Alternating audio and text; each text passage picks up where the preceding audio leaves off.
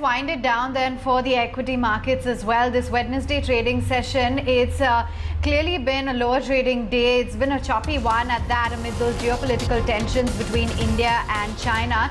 And by the time we're shutting shop for trade, it's down 0.5%. 98.74 thereabouts is where we'll close. That's 34 points down on the Nifty. For the Sensex, 120 points gone, 33,480. Broader markets too ambling along, but with a mild gain with the small cap index ending in the green by just about 0.5%.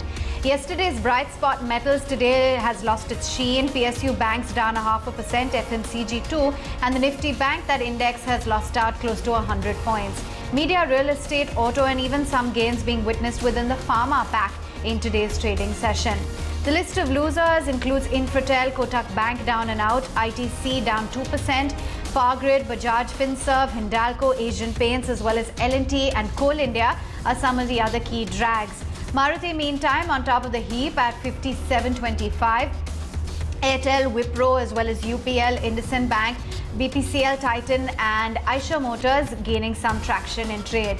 The banks have definitely been in focus with respect to that interest waiver case which is underway in the Supreme Court. Something like India Cements has been a newsmaker today.